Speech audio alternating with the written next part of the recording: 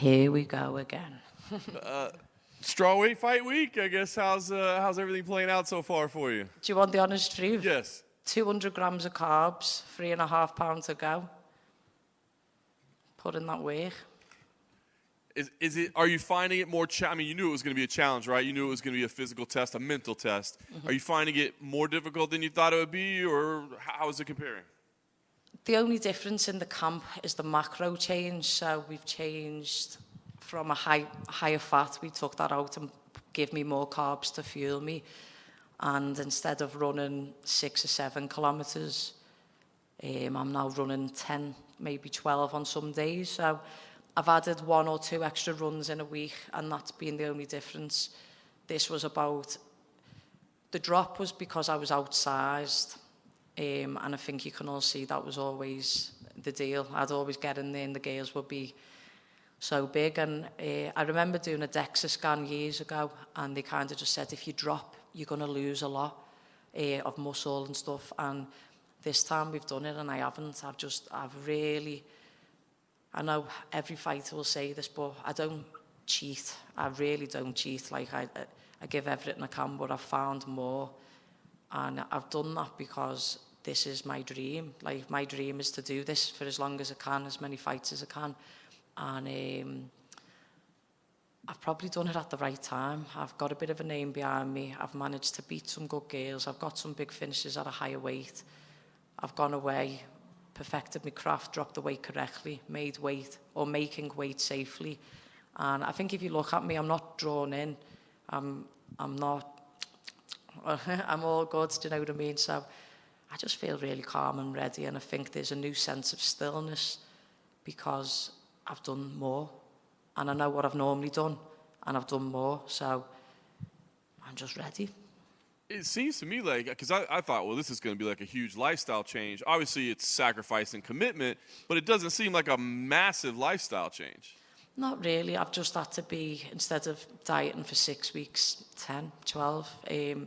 Don't get me wrong, coming out here for Paddy's fight week was horrific because I couldn't eat, but the PI is the PI, so they sorted me out with the food. And Christmas was, I was in the Canary Islands, which in a place called Tenerife, high up in the mountains, doing some acclimation up there when it got really cold for 2 weeks. And it was hard watching everyone. I'd sit there every night and watching them eat. And I actually really liked Diana Belbita, but every meal time I was like, I hate you. I hate you for doing this to me. But look, no one's asked me, no one's forcing me to do this. I'm doing this because I believe the difference was I was being outsized. When I've been finished in them jiu-jitsu situations, it was always to a black belt who had cut a lot of weight. And you would have seen against Julia. She's a friend of mine now, actually, and she's still cutting 14, 16 pounds in the fight week, do you know what I mean? And I was like, I cut 2 pounds for you, Julia. And we laugh about it now. But yeah, it's the right decision, I believe. Anytime somebody changes weight classes, like we always wonder, like, well, how are they going to feel on fight night? Mm-hmm. As you sit there now, knowing what you've done, I mean, do you automatically know right now, like, oh, I'm going to feel better, I do feel better, or do you even have that little thing of like, we'll see on Saturday? So we know what my optimum weight is. So when we've done this fight camp and we've recorded the fight rounds and we've watched the output, and when I can dip into the red zone and how fast the recovery is, I know that when I reload after eating on Friday, I'll probably be hitting the number, maybe 125, between 125 and 130. That is my optimum level. That's what I would be on fight weeks normally when I'd see you normally. So they were my best rounds. The lower the weight got, the faster I've been. And, you know, with mine and Paddy's nutritionist, he has this special way of melting fat off people, but keeping the numbers correct and keeping the weight, making it safely and correct. And I don't know if you've ever seen a fighter drop a weight and have 200 grams of carbs the day before they're making weight. So I've really, honestly, I've put the work in, and I can't wait to show you all on Saturday. That's awesome. All right, well, now we have the actual fight to talk about, right? A rematch. Thoughts when it was offered? I mean, was it a fight that you, like, wanted? You just said you like her, so, yeah. I mean, was it a fight you wanted, or what did you think? Well, you know, with me, everyone I've ever been given, I've took, even when stylistically I knew it was going to be the toughest night of my life. When I offered this, I said to my manager, Graham, really? He said, yes, princess. I went, yes, boss, I'm in. I know she's like me, so we want to fight. And by fight, I just mean probably stand and bang a little bit longer than the other one's going to try and take the other one down for. So it excites me to know that we can have trade-offs. It excites me to know that it's hard for her to be put away. So if I put her away, it shows that I am the caliber that I believe that I am. And when we did fight, it was her debut, and I had really bad food poisoning that day. Like, I remembered the second I got out the cage, I was like sick on Megan O'Leary's shoe. Do you know what I mean? I was like holding it in, and I wasn't the best me that night. She wasn't the best her. We've both gone away, give our life to this craft. I feel like me, her and Gillian Robertson are all quite similar, and we love this game, and we learn on the job, and we learn in front of everyone else, and we just want to fight. And I'm getting a solid dance partner in that, and yeah, I don't even know what she's saying about me, but I'm sure it's nothing too bad. She says she respects you, she likes you, and she's like, there's no way this fight isn't going to be amazing. She's like, we both love to stand and bang, and I think that's exactly what's going to happen. I think the respect is there for both of us, you know, and it doesn't have to be. You'll see that sometimes when two athletes really respect each other, you get the best out of each other in the octagon, so let's go, girl. I love it. Last thing for me, pick up a big win here. You know, you've made these lifestyle changes. You made these, well, not huge, but you've made these sacrifices. What's the plan for 2024? I mean, is this a weight that you can fight frequently yet? Are you wanting to fight a lot? I guess just what's the plan for you? I wouldn't need more than 8 to 10 weeks. I would just always like 8 weeks, because you could have a week for a deload and maybe a couple of days for illness or injury. That's how I have it in my mind. I'm not looking past this weekend, but I will fight on 8 weeks' notice as many times as possible. I think I've got 5 fights left on my contract after this, and I'm hitting my prime. I'm 33. I'm ready to go as often as you want. I'll be like Kevin Holland. Yes, Mick Maynard, I'm in, lad. Hey, Molly. Hi, are we going to see some infamous pictures of, like, you know, you blowing up like Patty after the fight? Paul Reed and Paul Rimmer will punch my head in, and I think my fiancé will too, so I don't think so. I don't even think you'll see me with alcohol. I don't think you'll see me on any benders either. I feel like what I went through the last 14 months of what the hell the trolls have given, the hell online has give. I keep saying it's like I've murdered someone the way that they've got on me. So I think the applause doesn't mean the same. The troll doesn't mean the same anymore. Like, you know, I've always got this passion, like, I'm fighting for yous. I'm fighting for the fans. You can get the fuck now. I'm fighting for myself. I'm fighting for Molly McCann. I'm fighting for my legacy. I'm fighting for my fiancé and for my family. And it just matters about me and my performance, and that's it now. So to answer your question, I'm keeping the abs.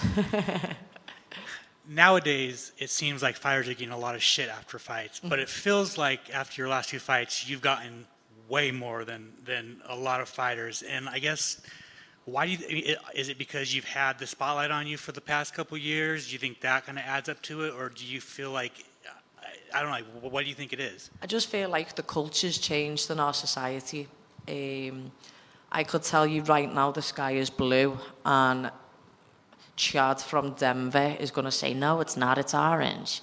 You know, so it, like, I sent John Anik a message the other day, like, you didn't do nothing wrong. Like, you have every right to say what you have to say. Those people who are putting their opinions on us, we haven't asked for it. We don't give you our opinion on you. Do you know what I mean? It's just like, people are just changing. I think people are so much more negative. But the way in which I've dealt with that is just like I say, I need affirmation of maybe looking to comments like that meant that I was someone. And I think when you look at girls and the way that they're changing the lips, the face, the bum, the boobs, with like all the cosmetic surgery, it's because they need, their endorphin release comes from people being like, and I think that people just have got too much to say. Those who aren't happy in their own lives are going to project onto other people. And mate, you can say what you want about me now. There's not much I haven't read. Fucking go for it. The good thing for me is, if people are writing about me, it means that I am doing something right, because I'm offending you for merely breathing. So I'm like, cool. It means I'll still get paid. Thank you. Speaking of fans, fighting in the O2 Arena 3 times, Madison Square Garden, fighting now back at the Apex, like, does that do anything for you, or is it a fight? Oh, it's unreal. Do you know how chilled this week is? Can you see how calm I am? Because me and Paddy aren't getting launched round everywhere, having to do everything. Coming here is like home away from home. This is my 12th fight here now, so like, you're kind of like colleagues, I see it. And it's nice to come into a safe environment. This would be the first time my mum has come to America, first time that she's going to be able to watch me in America. So I'm not losing in front of me ma, that's for sure. And then finally, you competed in Polaris in November. Mm-hmm. Obviously, you were very emotional after that win, because I think you're trying to prove to shut people up. How good did that win feel? It didn't even feel like a win, because I had that much pressure on me going into it. But I think it was a very McCann way. Pull guard and get an armbar. I didn't wrestle, I didn't double leg, I didn't put it on the floor and make it into like a combat jiu-jitsu match. I done pure jiu-jitsu. I made a joke of it saying Julius taught me that one, in the last fight. And I am the first one to take the piss out of myself. I'm the first one to joke and stuff. So I don't take the stuff too serious, but the pressure relieved when I knew, fuck, I am all right. I've just fought two unreal black belts who are much, much bigger than me. I'm better at me in that position, After that, 3 weeks later, I done the ADCC British Open. I won that. I got my brown belt. And I've been in that many compromising situations and that much adversity in this business in the last 5 years. I feel like I've just got, I can manage it now. And no one taught me and Patrick how to handle the spotlight being thrown on you. So, yeah, we've made some mistakes. All right, we've said some madness, because you just responding and fight or flight in these situations, And then I think coming away from it, like I say, I'm just not giving everyone everything anymore. So I used to give so much to the fans. I used to give so much to this. And I'm just not now. I'm going to protect myself, look after myself, and save the energy for fight night. Do you know what I mean? If I'm going to get fucking trolled anyway, I may as well just enjoy myself and not give them as much to talk about. At 115, is it like lean meat Molly McCann? Or I've been telling everyone I'm just a slice of mortadella now. I mean, you're with me, lads. Look how much weight you've lost. Me, you, Eddie Hearn and Dana White. We'll be doing 3-day fasts together soon, won't we? Yeah. When I was a boxer, when I was like 16, they used to call me the Machine, Molly the Machine McCann. But I feel like I'm built off being a meatball. I've got a restaurant called Polpetta, which means meatball in Italian. I don't think that's leaving me but maybe I'll put a caption on saying, right, give me a new nickname. We'll see what we are now. I'm all for the mortadella. I love some mortadella. I love that. Well, and this is kind of a silly, just one question, dealing back with like the diet changes and the eating, the differences. A lot of times when people do that, they notice their palate change. So my question to you is do you find certain things much more tasty than what they used to be? And are there some dishes now that you just can't stand them anymore? I'd probably eat a shit sandwich now. That's how shit on toast. Now, I'd probably eat a lot more than I ever would eat before, to be honest with you, mate. Not literally, guys. I know the internet's going to run with that one. Jokes. It's made me imagine opening a restaurant, right? And after Paddy's fight, I took him to the restaurant and I made him everything on the menu, and he ate the whole menu. And he was just like, I'm really sorry to do this to you, because it was being recorded for a reality TV show that we're doing. And it's just made me really appreciate food more and not gluttony. And I just think I'm a lot more grateful for a meal. I feel like this has really taught me. I know some people don't believe it, but I've got a lot of humility, and I am a humble person, but it's taught me a lot more. It's made me more grounded, and just when you look at what's going on in the Middle East and things, and in country, I'm not going to make it like a political thing, but when you see that there's little babies dying, starving all over, it's just like, I'm good, do you know what I mean? Like, I'm getting a meal, I've got a house, I've got heating on, and I fight for the best promotion in the world, win, lose or draw. So I'm just a very grateful person who will be grateful for some more carbs on Friday. And do you think that is the no alcohol or the pulling back from drinking alcohol, is that something that you think you're going to stick with? I feel like I've always celebrated with the booze. Do you know what I mean? And that's where I end up probably getting in trouble a lot of the time, or put my foot in it. I feel like what this has taught me is about accountability, and I feel like maybe more moderation. I'm teaching myself moderation, and maybe I won't annoy people with my high-pitched voice as much if I'm not fully loaded on the Guinness or the gin. But I wouldn't say like I'm going to be sober for the rest of my life, because I'll definitely probably cheers one on Saturday maybe. But it's something that I said literally last week to my fiance. I think I enjoy life more not being pissed out my head all the time. An exception would probably be when I go to watch Everton Football Club, because watching that soccer team, football team play is painful. So numbs the pain. That's awesome. Best of luck on Saturday. Thank you, boss. Am I done? Awesome. Thank you, team. See you on Saturday.